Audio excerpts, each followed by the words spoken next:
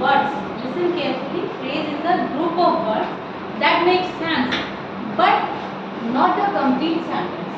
Phrase क्या होती है कि जो सेंस तो देती है, ग्रुप ऑफ वर्ड्स भी है, सेंस भी होता है, but not a complete sentence. Right here, a good teacher is a good learner also. And the second one is जिसकी लाठी उसकी भैंस. So I am going to deliberate these things. What are these things? First, we will discuss this one. जिसकी लाठी उसकी भैंस. आपको समझ में क्या आ रहा है? लाठी क्या होता है? स्टिक है ना, मतलब जिसके पास है उसको चीज मिल जाएगी. अभी क्यों बना वो एक स्टोरी से समझिए. दो भाई थे और फाइनेंशियल कंडीशन ज़्यादा अच्छी नहीं थी. ठीक है, तो जैसे उनके पिता की डेथ होती है तो वो दोनों कहते हैं कि अपनी प्रॉपर्टीज का हाफ ऑफ हो जाना चाहिए. ज़्यादा ज़मीनें भी नहीं थी, थोड़ी सी ज़मीन थी और उनके पास क्या था? एक बफैलो थी, एक भैंस थी, एक डंडा था, ठीक है, एक कंबल. इतना ही सामान उनके पास था. तो शुरू में दोनों वो कहते हैं कि चलो हम चीज़ों को शेयर करेंगे, बट बाद में ऐसा नहीं होता. उनमें से एक ब्रदर जो था काफ़ी कनिंग था, बहुत चालाक था. तो वो क्या कहता है, अब चीज़ों को समझिए. क्या क्या है उनके पास? एक तो ब्लैंकेट है, ठीक है, दूसरी चीज़ क्या है? स्टिक, और तीसरी क्या है? बफैलो. अंडरस्टूड? तो जो दूसरा कनिंग वाला ब्रदर होता है वो क्या कहता है? इन चीज़ों का हम हाफ हाफ कर लेते हैं. कैसे? कि ब्लैंकेट को, अब यहाँ पे हम कनिंग की बात करते हैं, ठीक है, यहाँ पे जो नॉर्मल ब्रदर था तो कनिंग वाला क्या कहता है कि ये जो ब्लैंकेट है ये मुझे नाइट में देना है, ठीक है, और डे में आप रख लेना. ठीक है. स्टिक थी, उसको क्या कहता है? ये भी आप डे में रख लीजिए, डे में आप रख लीजिए और नाइट में मुझे देना. ठीक है. Third one is buffalo. तो बफेलो का डे नाइट में, बफेलो को क्या कहता है? जो फ्रंट पार्ट है ना वो तो आप रख लो, ठीक है, और जो बैक पार्ट है वो आप मुझे दे दो. ये कनिंग ब्रदर ने चीज़ों को डिस्ट्रीब्यूट किया कि हम ऐसे करें. अब होता क्या है, डे बाई डे जैसे जैसे टाइम पासेस होता है तो जो नॉर्मल वाला था वो दिन में ब्लैंकेट का करे क्या? दिन में ब्लैंकेट यूज नहीं आएगी क्योंकि पहले तो सनलाइट बहुत होती थी, घर बड़े बड़े होते थे, तो दिन में वो ब्लैंकेट का करे क्या? तो यूज नहीं है. इसके लिए नाइट में ब्लैंकेट बहुत ज़्यादा यूज में आ रहा है. नाइट में जब ठंड लग रही है, एक बाइक ठंड से तड़प रहा है और दूसरा आराम से उसको यूज कर रहा है. समझ गए? दूसरी चीज स्टिक. अब स्टिक का क्या है ना, जब दिन में उसको किसकी जरूरत पड़ रही है, दिन में क्या कर रहा है स्टिक की कि चलो ठीक है वो भैंस को खाना खिलाने ले जा रहा है तब जरूरत पड़ रही है. लेकिन जब रात में, घर तो बड़ा नहीं है, अब रात में जब डर हो जाता है कि दूसरा कोई एनिमल नहीं आ जाए तो रात में उसको वो यूज कर रहा है. समझ गए? तीसरी चीज क्या थी? बफेलो. अब बफेलो का बैक पार्ट, बफेलो का बैक पार्ट यानी जो दूध निकालने वाला हिस्सा है वो तो कनिंग वाला यूज कर रहे हैं, और जो फ्रंट वाला है जिससे गाय बफेलो को खाना खिलाना है यानी माउथ, माउथ किसको दे दिया? नॉर्मल ब्रदर को. अब इमेजिन करिए उसके पास तो कुछ नहीं बचा. तीनों अच्छी चीजें किसके पास चली गई? कनिंग के पास. और देखने में प्रॉपर डिस्ट्रीब्यूशन भी लग रहा है ना.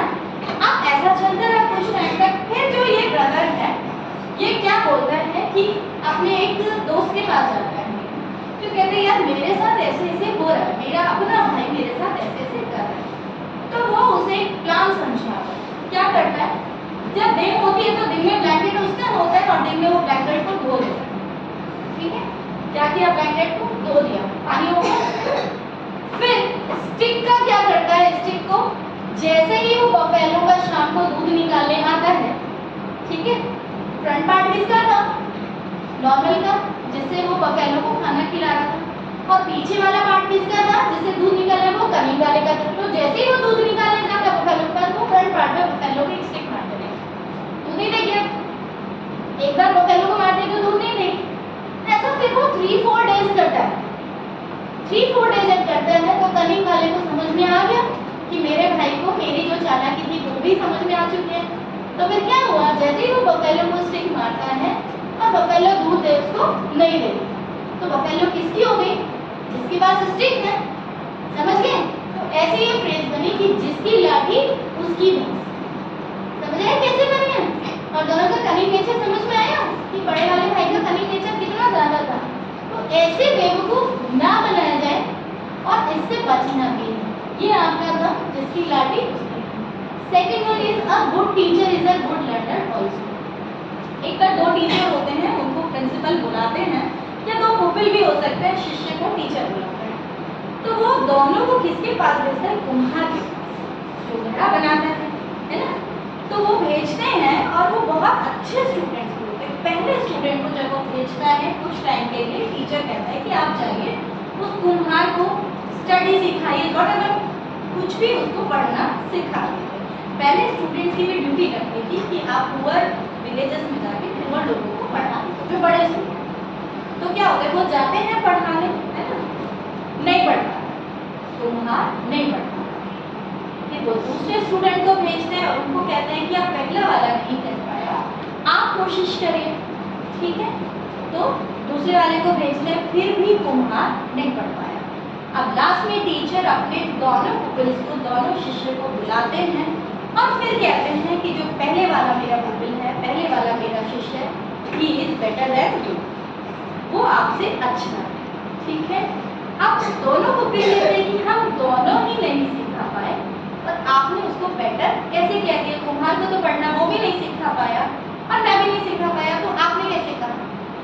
फिर टीचर उनको समझाता है कि जो पहला स्टूडेंट गया था वो कुम्हार को नहीं पढ़ा पाया, लेकिन खुद घड़ा बनाना उससे सीख गया।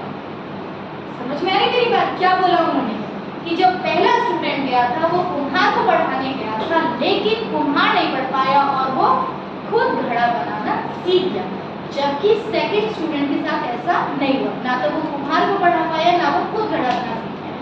तो क्या है, अब good teacher is a good learner also. ये जरूरी नहीं है कि आप जब भी किसी को पढ़ाने जाते हो तो उसको पढ़ा के आओ, उसे सीख के भी आओ। समझ में आ रही मेरी बात? A good teacher is a good learner also. जो गुड लर्नर है वो ही गुड टीचर बन सकता है।